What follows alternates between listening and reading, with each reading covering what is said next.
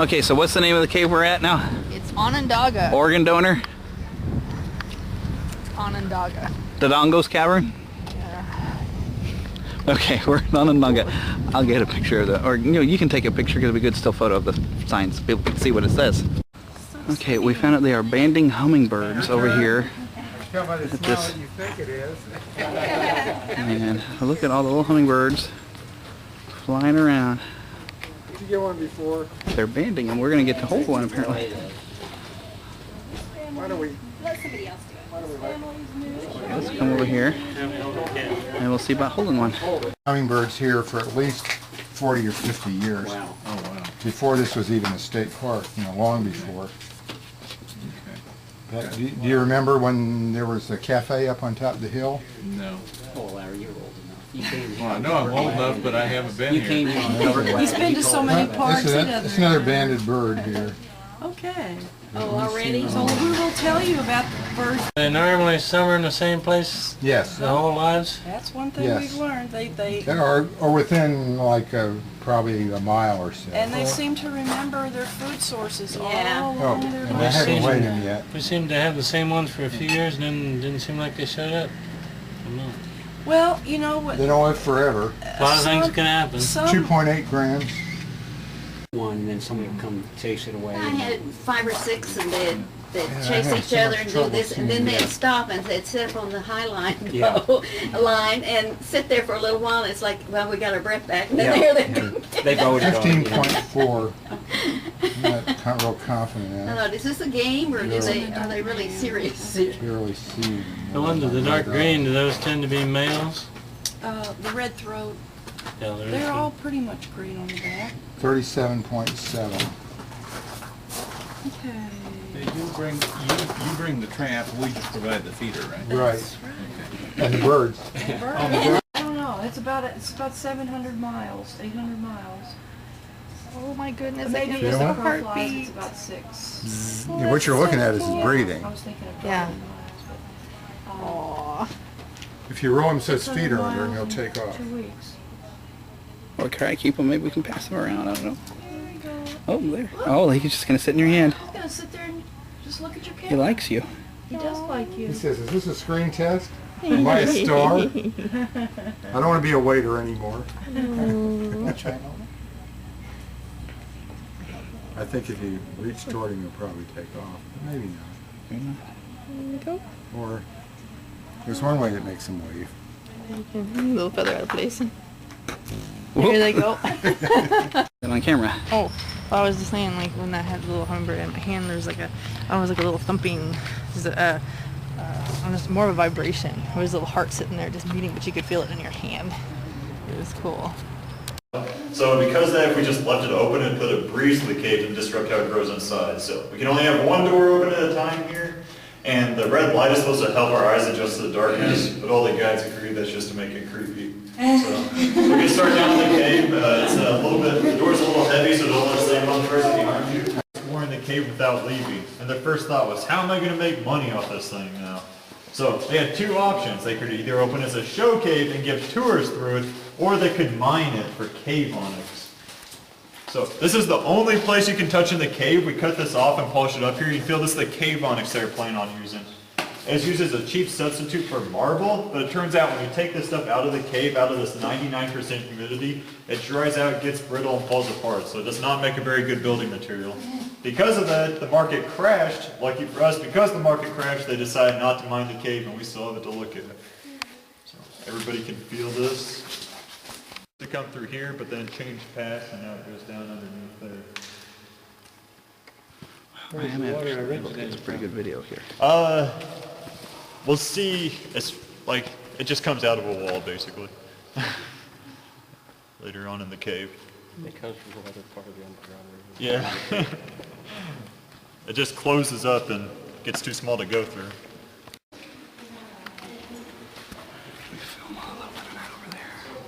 You guys can look up at the sky and see different shapes and clouds. You can kind of do that in a cave only with shadows.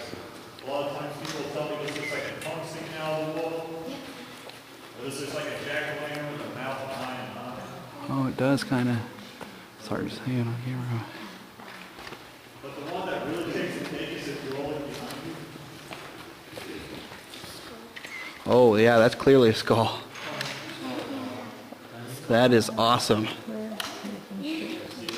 Oh. So you guys have any idea, any guesses on how tall the waterfall might be? Really tall. Really feet? So 5 feet, 1 foot, 2. I have a feeling we're about to see this waterfall when he lights it up, huh? Big surprise. It's actually about a 2-inch waterfall. What? So this is a man-made dam right here. It was built to show that the river does have a strong current and I'm not lying to you guys. But this is the King's Canopy. Wow. So this is the largest piece of flowstone in our cave. It's about 35 feet tall and 80 feet across the base. So it's not growing anymore because there's no water flowing over it, but that doesn't mean it can't become active again in the future. On top of the King's Canopy, you guys see there's a ledge up there? That's a man-made ledge. That's because a minister used to stand on top of the King's Canopy and give us sermons every Sunday down along the hill here. So you could actually come to church in the cave. They said you could get married on top of the King's Canopy, but we don't need proof of that ever happening. This is also where the Lost River starts. You can follow it back into the wall there about a quarter of a mile, but then it just closes up and gets too small to go through. We put charcoal packets in the water here, went upstream, put very strong dyes in other sinkholes and streams. And then by what color the charcoal packet picks up, you can tell where the water is coming from. But we still have not found a good solution to that, so that's partly why it's called the Lost River, because we can't figure out where this water is coming from. Right here.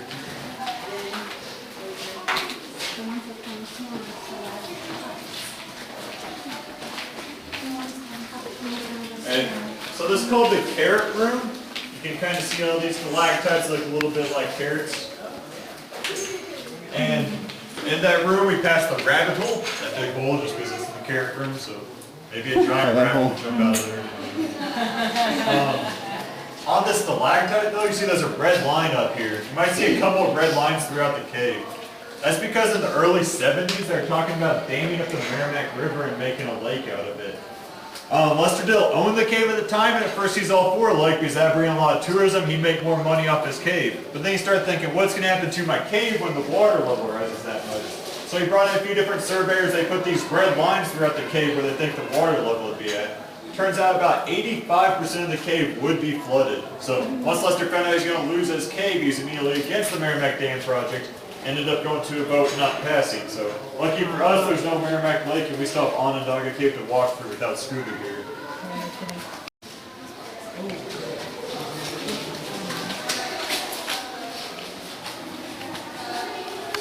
Can't see all that far away.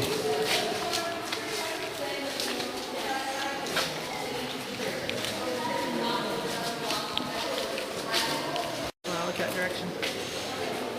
Hold on to a handrail. Look at that structure there, that tall one. Turn it upside down, it'd be like this evil-looking castle thing, man.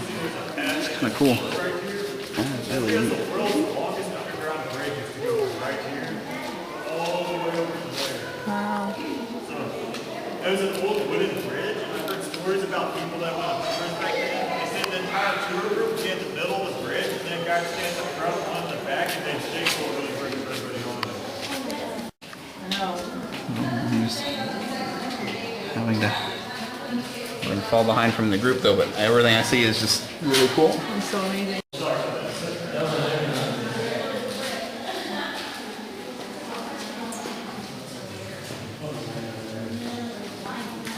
Look at that. It's like a tree that's been chopped.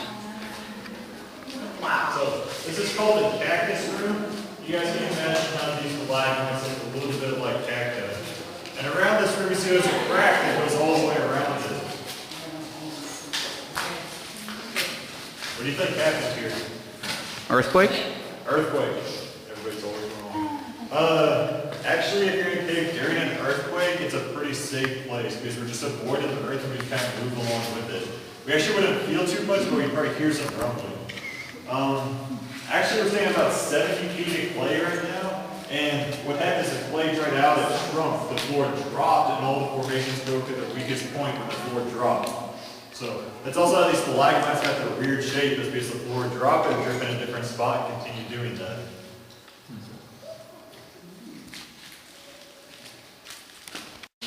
Oh, it doesn't show up so well in the dark here, but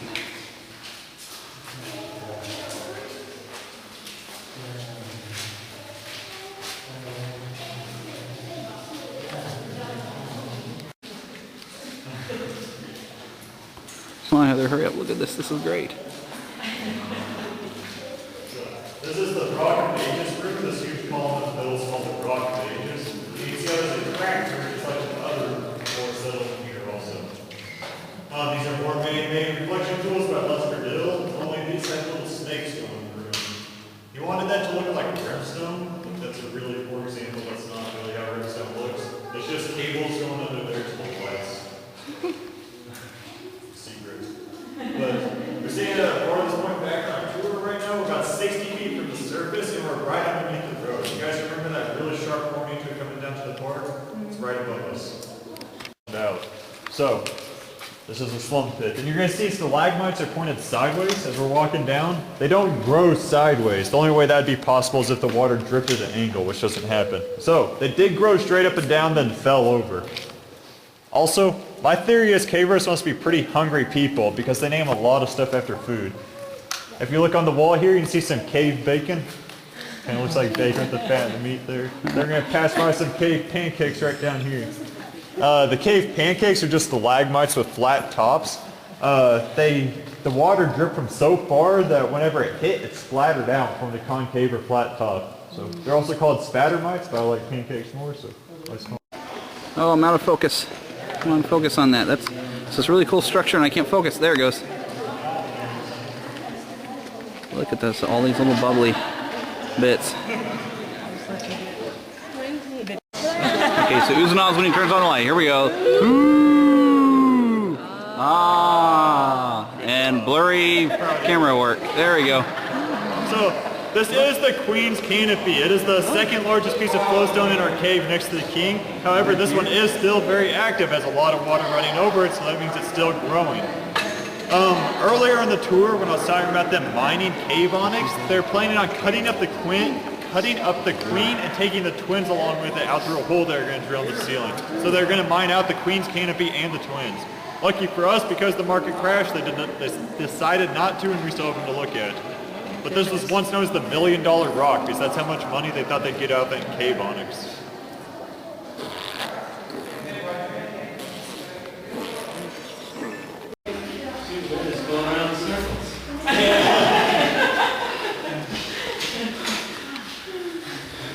This wall of stalagmites is called the Wall of Jericho.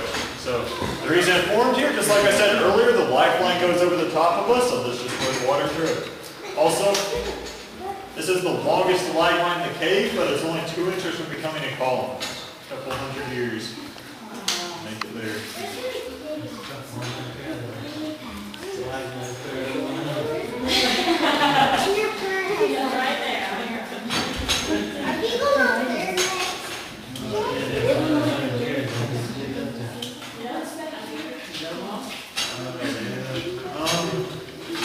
So we're about to go into the lily pad room.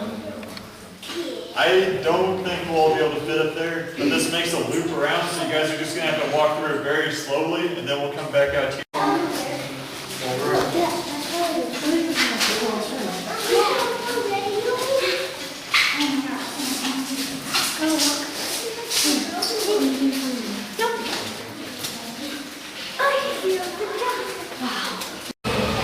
So this is a place called The Fountain out here in Steelville, Missouri.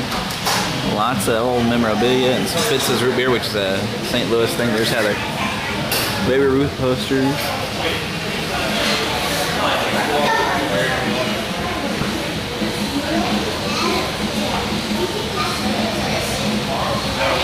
Old-fashioned Coke fountains, everything here. Oh, Fred would have loved this place. Did you get the American East pipe? Yeah, I got a photo of it.